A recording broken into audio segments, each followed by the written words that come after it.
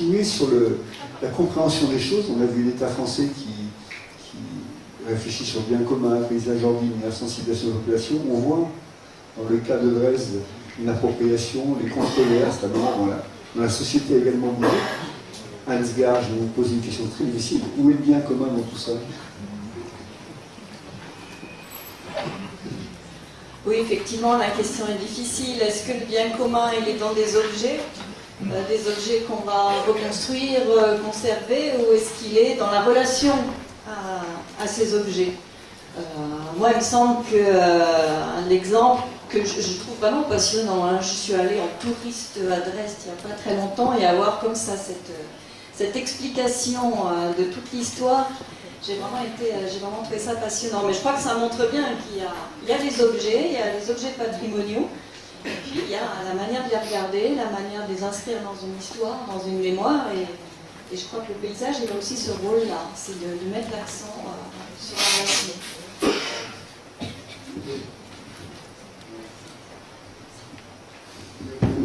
Au-delà de ça, est-ce que finalement le bien commun, c'est pas quelque chose qui ferait partie de la résilience du territoire et de la résilience de la manière dont la population vit ce territoire, quels que soient les conflits, les controverses, il y a des forces souterraines qui font partie de ça et qui changent effectivement au fil du temps, puisque le paysage n'a pas la même contenant. On voit bien arriver des notions écologiques, on voit bien arriver autre chose, mais est-ce que c'est pas ça qui fait finalement bien commun et qui fait que finalement ça n'a pas été éclairci à Dresde dans la controverse entre les populations? Il y a eu un peu de conflit, on voit bien. La population nouvelle, vous disiez à un moment donné que tous les élus arrivés étaient les élus de 90.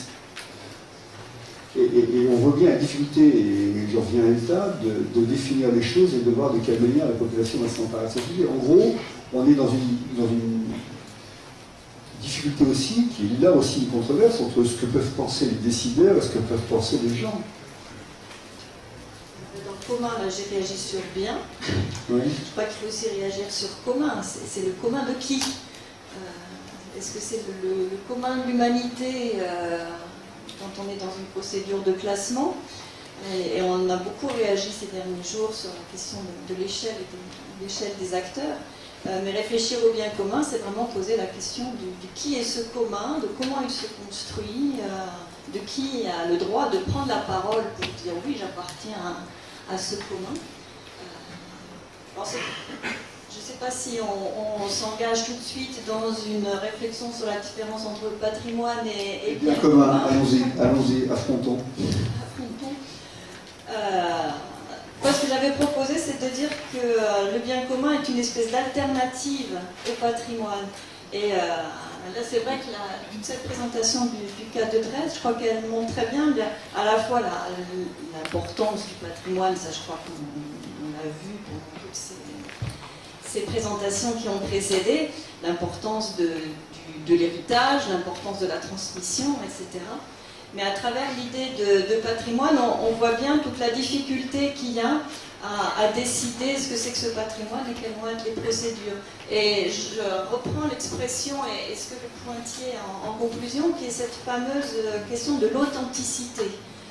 Pour moi, c'est vraiment un mot complètement piège, parce que qu'est-ce que c'est qu'authenticité, si ce n'est l'affirmation de cette authenticité? On est incapable de donner des critères d'authenticité. On ne peut que l'affirmer, la revendiquer, la diffuser, communiquer autour de l'authenticité.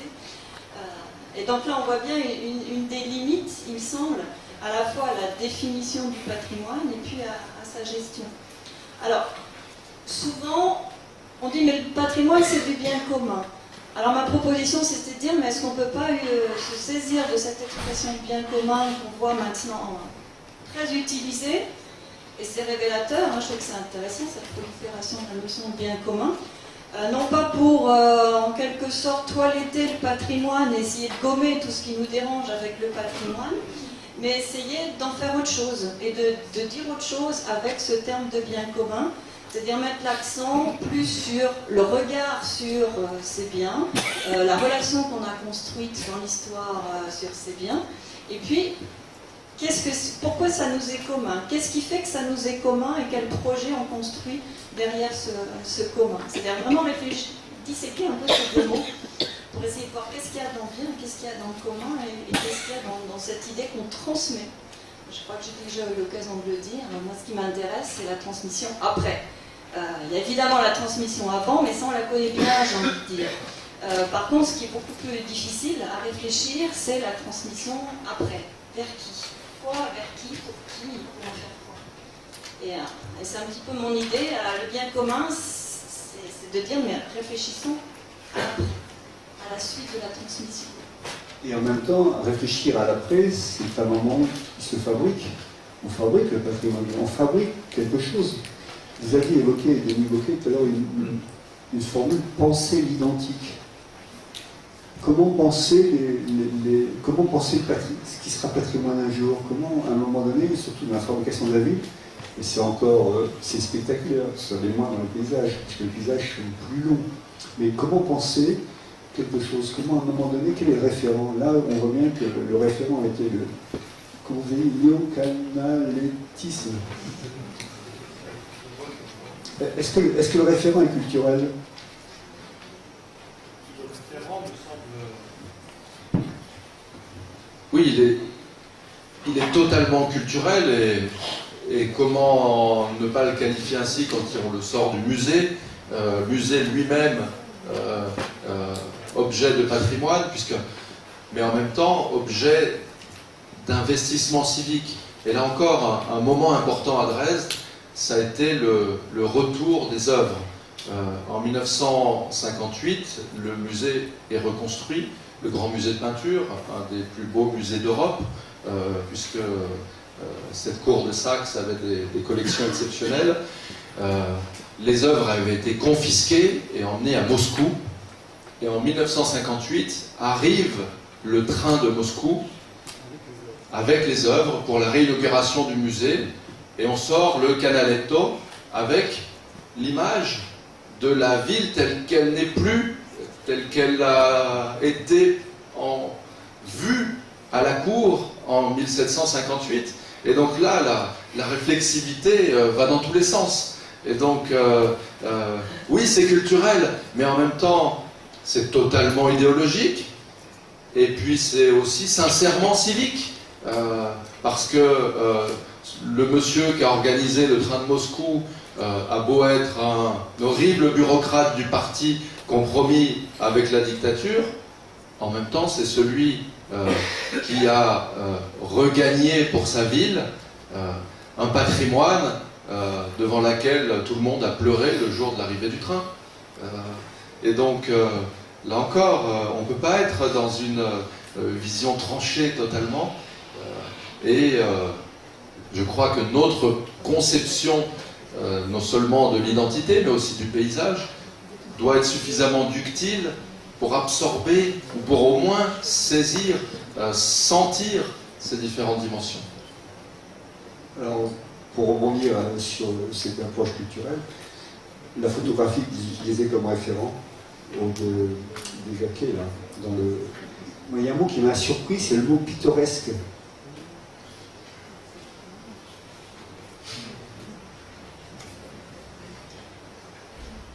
Une photographie pittoresque, si c'est pas idéologique, qu'est-ce que c'est? Oui, après, c'est le mot qu'on a trouvé aujourd'hui pour... Oui, c'est un peu colle. Mais... Non, mais quand on... c'est un peu ce lien... J'aurais dû préparer... J'aurais pas me dire la question en avance, j'aurais préparé ma réponse. Mais... Pourquoi aujourd'hui on emploie ce mot pittoresque? Je pense que c'est celui qui nous vient quand on parle de tous ces sites. Après, c'est peut-être une erreur aussi de mots, mais je pense pas. Non, là, comme ça, je ne peux pas répondre. Moi, je l'ai compris dans la trilogie, c'est-à-dire s'il y a un cadre de vie, surtout que les trois ronds ne se recoupaient pas tellement. Alors il y avait finalement le cadre de vie, la biodiversité, et puis dans pittoresque, moi j'ai compris, parce que c'est là qu'il y a l'emblématique, le remarquable. Mais c'est bien aussi la question, est-ce que tout ça, ça se recoupe pas? Est-ce que le pittoresque, c'est pas pour ça qu'on vit c'est pour ça qu'on a bien qu'on était sur cette loi d'exception. Ouais, ce que j'ai trouvé intéressant avec les deux interventions qui allaient d'abord, vous nous avez montré que le paysage, on redonnait de l'importance au paysage dans les politiques publiques, qu'on travaillait sur le cadre de vie, et que dans votre bureau, vous aviez aussi la fonction patrimoine mondial. Donc vous commenciez à faire le lien, parce qu'on a dit pendant 2 jours à plusieurs reprises qu'il fallait rompre cette dichotomie entre quotidien et patrimonial, entre ordinaire et exceptionnel. Vous avez refait pencher le balancier vers l'ordinaire qui avait été relativement relégué, ou en tout cas sur lequel il est difficile de travailler. Et maintenant, on espère, avec ce rapprochement des fonctions, que les politiques publiques referont ce lien entre le patrimonial et l'ordinaire. Et je pense qu'il y a une chose qui a été dite aussi et qui revient et qui est importante, c'est on a une fonction patrimoniale finalement, on n'a pas un patrimoine, on attribue une fonction patrimoniale. Et ce qui est important, c'est de savoir à quel moment, pourquoi et qui l'attribue, et de concilier et de faire consensus, d'éviter. En général, ça se construit sur un conflit, c'est ce que Denis Bocquet a montré, mais ce qui est important, c'est aussi de résoudre ces conflits. Et David Montembeau disait que il y a 3 séquences, il y a le paysage vu, donc pittoresque, la dimension esthétique. Bon, elle est un peu dépassée, mais elle est importante aussi. Il y a le paysage vécu, et qu'est-ce qu'il disait aussi? Il y a le paysage su, donc la vision experte. Jusqu'à présent, le patrimoine, il a été imposé par ou l'esthète ou l'expert. Aujourd'hui, et c'est ce que vous introduisez avec la loi, avec cette dimension de la loi, c'est qu'il faut prendre en compte aussi le paysage vécu et la manière dont la population, les habitants, perçoivent et patrimonialisent ce paysage. Il y a aussi une 4e dimension, je crois, qui est importante et qui n'est pas, que David n'avait pas indiqué, c'est qu'il est aussi administré, et c'est ce que Christophe de Druel disait. Il y a ces 4 dimensions qui sont importantes. Je trouve qu'avec la loi, vous raccordez, vous conciliez tout ça. Je vais juste, je me permets, puisque j'ai la parole, dire à propos de l'intervention de Denis Bocquet. Alors, le site de Dresde a été inscrit comme paysage culturel et pas comme site naturel. Mais ce que je trouve vraiment... alors, ce cas était intéressant parce qu'en Europe de l'Est, on a vu s'exacerber la dimension politique du patrimoine. Ça a été un enjeu véritablement politique et dans toute l'Europe orientale.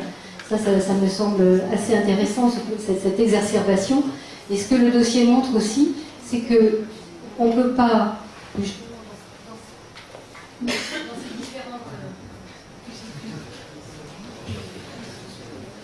On ne peut pas ne garder qu'une des approches, su, vécu, perçu. Il faut avoir toutes les approches, parce que ce paysage, c'est le paysage de Canaletto qui a été inscrit. On ne peut pas figer dans une seule perception, une seule dimension, parce qu'on voit que sinon ça explose. Oui, non, parce que ce qui a été inscrit, c'est en termes spatial, c'est la zone des berges de l'Elbe, et donc ce paysage naturel. Et c'est ça, il a été inscrit en tant que paysage culturalisé, mais sans l'histoire urbaine avec.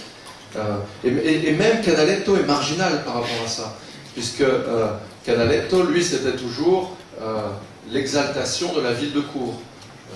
Et c'était le baroque qui s'italianisait au travers de l'importation d'un peintre de prestige pour prouver que cette ville était digne de Florence. Et donc, dans le classement lui-même, excluait Canaletto en quelque sorte, puisque tout le védoutisme de Canaletto, c'était l'intégration de la ville et du fleuve. C'était de montrer que cette ville vivait avec son fleuve Et donc il y avait du Venise, il y avait du Florence, il y avait du... la zone délimite quelque chose qui découpe le tableau de Canaletto pour n'en prendre qu'un bout. Et le reste est difficilement pensé, le reste devient du tableau, mais pas de l'espace intégré. Et donc c'est... Alors bien sûr, Dresde n'est pas classée en tant que, que réserve naturelle, mais quand je caricature comme ça, c'est pour bien montrer que ce paysage culturel-là excluait ce qui constituait le cœur de cette zone culturelle, qui est la ville, non seulement la ville de Cours, mais la ville reconstruite.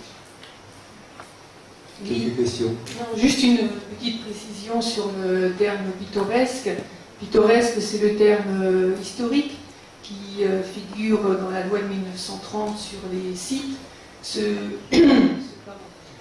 terme remonte à la fin du XIXe siècle, puisque pittoresque, c'est ce qui est digne d'être peint, puisque au départ, s'il y a eu un départ, les paysagistes au XIXe siècle, c'était les peintres du paysage. Voilà. Merci pour cette précision. Y a-t-il d'autres questions? Alors moi j'étais vraiment extrêmement intéressée par votre présentation, bien sûr. Mais je me posais la question sur le déclassement, la désinscription de Dresde. Parce qu'en fin de compte, une inscription sur la liste du patrimoine mondial, ça finit par être un bien commun aussi. On l'attend, on se prépare, les populations sont émues, c'est une grande fête. On voit chaque fois qu'une ville ou qu'un territoire est inscrit, véritablement, on a un bip, on voit qu'il y a plein de villes qui le souhaitent, il y a plein de territoires qui souhaitent être inscrits. Alors, quand on est déclassé, qu'est-ce qui se passe? Vous avez dit qu'il y a plein de touristes qui arrivent. Moi, je trouve ça impressionnant parce que c'est un traumatisme pour la population, mais apparemment pas. Bon, comment est-ce qu'on le vit après? Alors, le contexte était celui des élections municipales, où d'abord les deux principaux partis, c'est-à-dire le parti chrétien-démocrate qui est au pouvoir et le principal parti d'opposition qui est le parti social-démocrate, était pour le pont. Alors ensuite, il y a eu une tentative de dire, et là j'ai assisté plusieurs fois à la scène, où la maire de Dresde, pour la première fois depuis la réunification, une maire saxonne,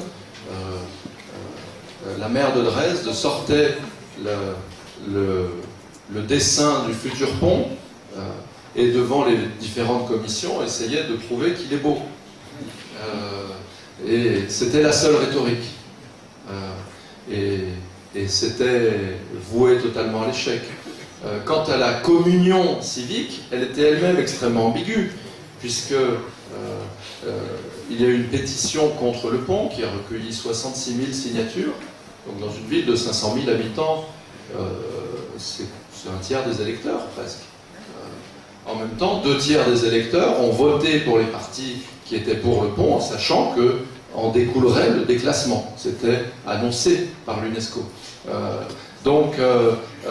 il y a eu cette communion, mais d'autant plus forte que c'était l'opposition et une sensibilité qui ne se sentait pas représentée par les deux partis dominants. Et c'est une sorte aussi de rapprochement culturel entre anciens communistes et nouveaux écologistes, qui sont deux sociologies électorales et civiques extrêmement différentes à Dresde, parce que c'est les nouveaux bobos de la ville rénovée, et puis c'est les gens qui sont restés dans les HLM de l'Est, de l'autre côté. Et là, il y avait une sorte de convergence de ces deux milieux sociaux, et là, il y a eu une communion, et paradoxalement, une appropriation de la ville reconstruite, y compris en contexte de la reconstruction ou postmoderniste. Et donc, tout à coup, on a investi ces lieux pour protester contre ce projet. Donc, le processus lui-même a été fortement créateur d'identité.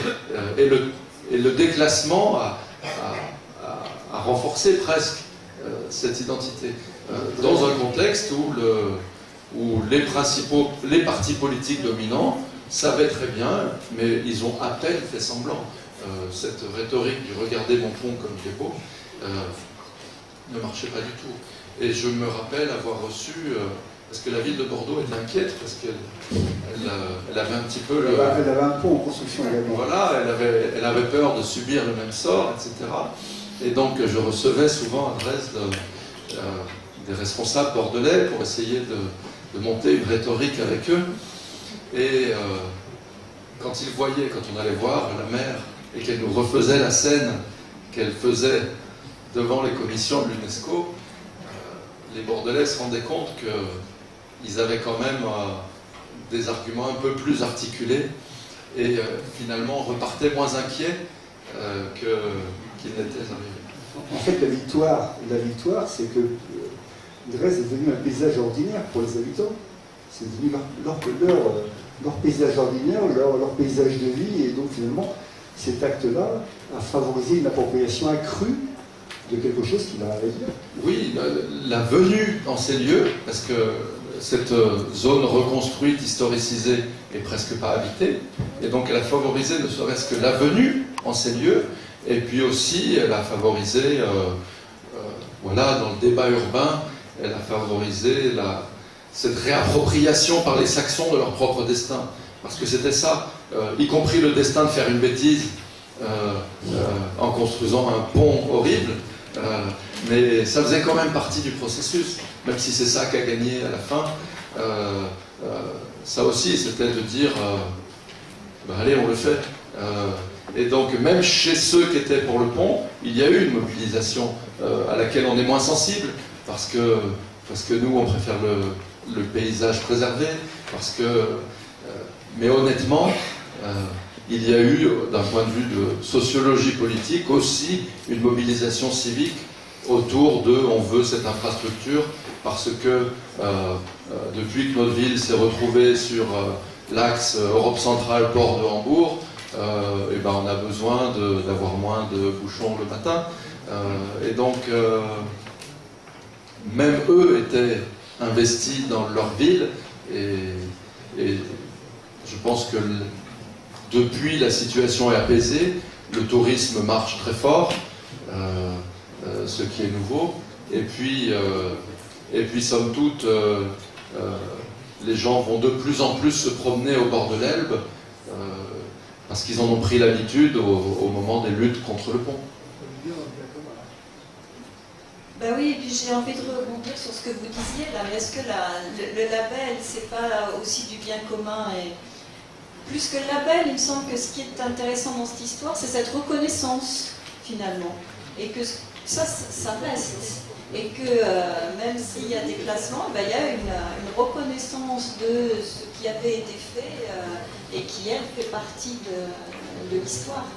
Il me semble qu'il y a un terme, là aussi, qu'on a beaucoup utilisé. Je fais aussi le témoin des 4 jours, c'était un peu qu'on a beaucoup utilisé pendant 4 jours, c'était le terme d'appropriation.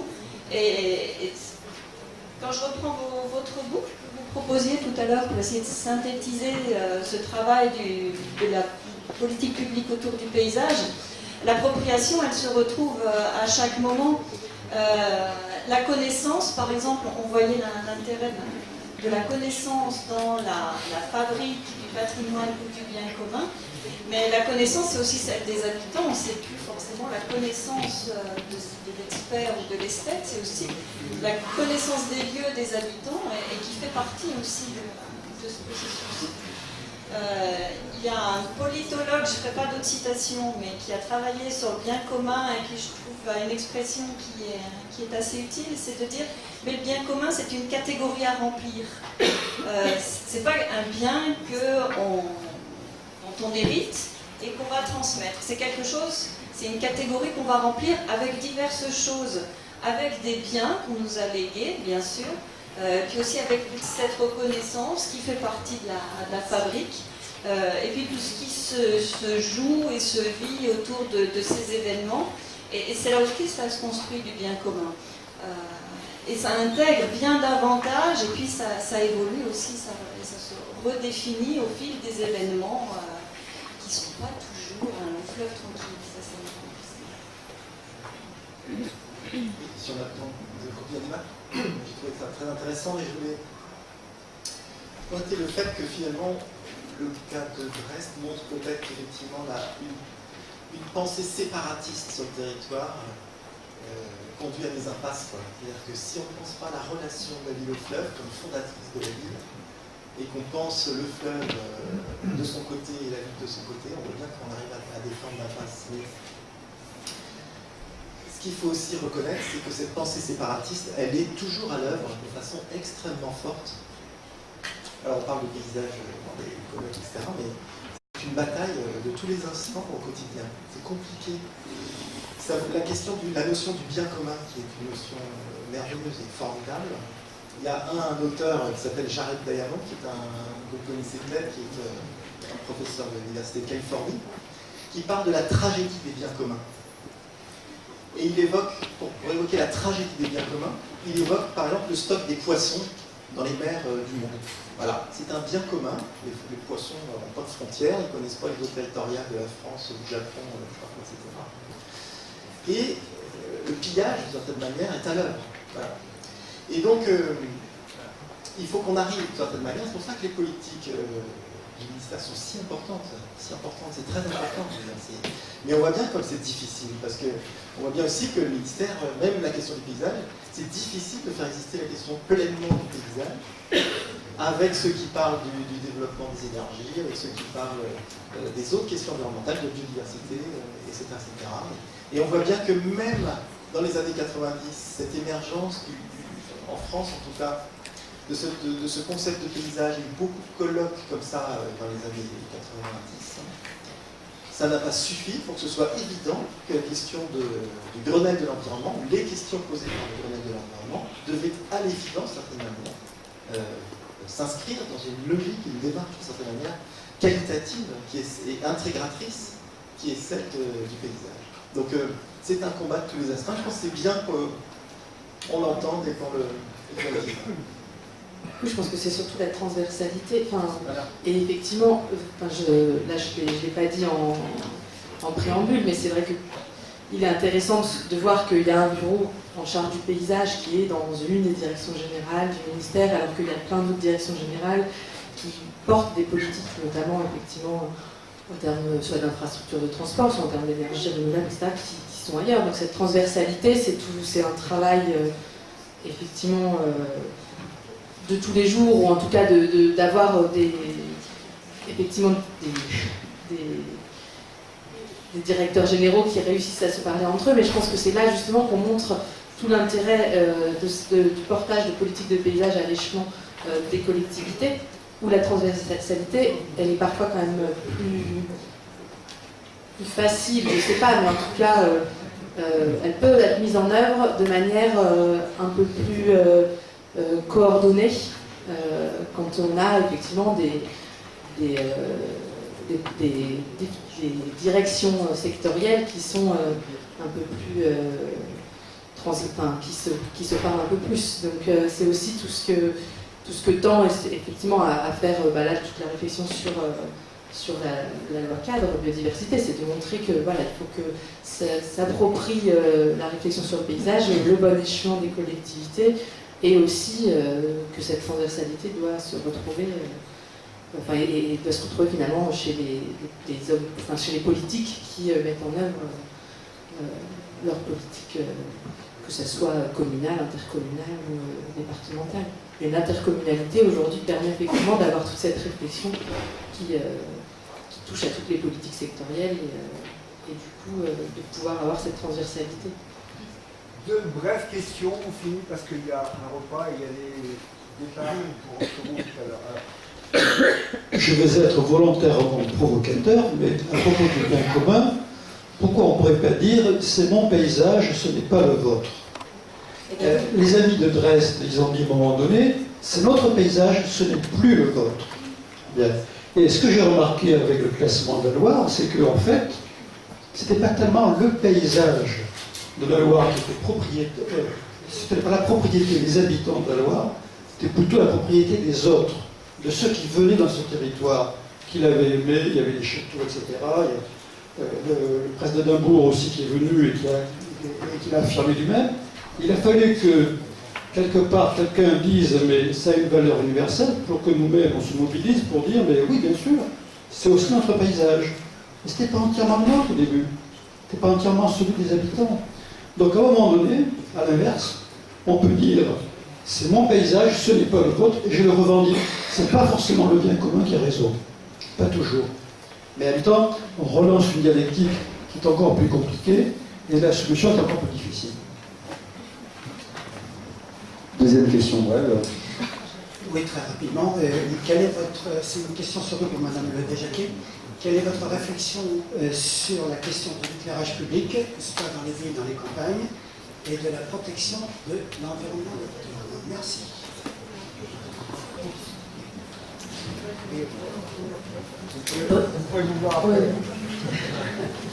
Très brièvement, l'éclairage public, c'est pas. On peut être amené à travailler avec la direction générale qui s'en occupe, c'est la direction de la prévention des risques, qui a eu toute une réflexion sur l'extinction lumineuse, etc. Et la deuxième question, du coup. Voilà.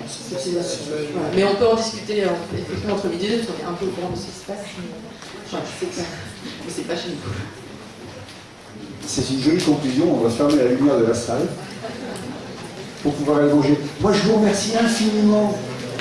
Ah, et une petite réponse, excuse-moi. Réponds au bien commun.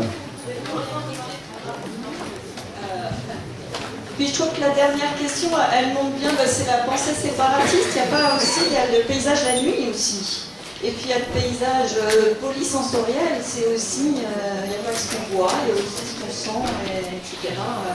Alors, c'est compliqué. Hein. La pensée séparatiste, elle est partout, et le paysage, il veut sans arrêt faire des liens.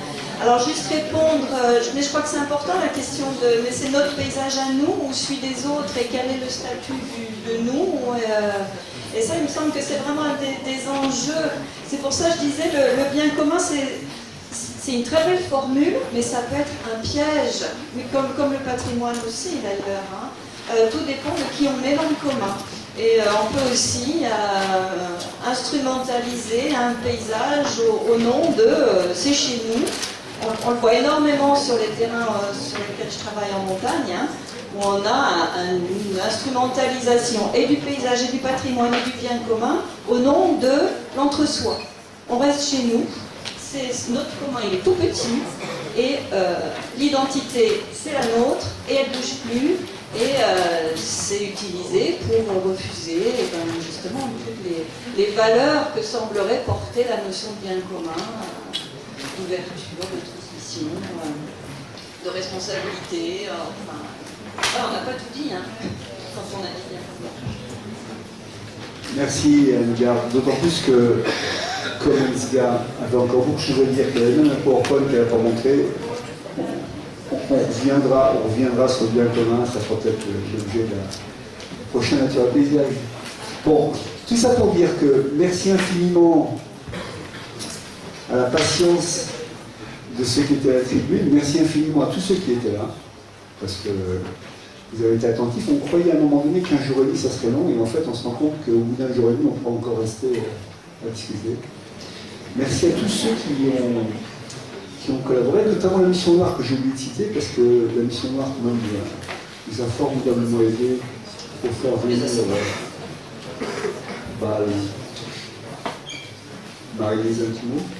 Oui, juste pour remercier toute l'équipe, Emmanuel et toute l'équipe du CAUE pour toute l'organisation, la préparation avec Mathieu, mon collègue, et un grand remerciement à la ville de Blois, à Noël Lisée et à l'ensemble des partenaires.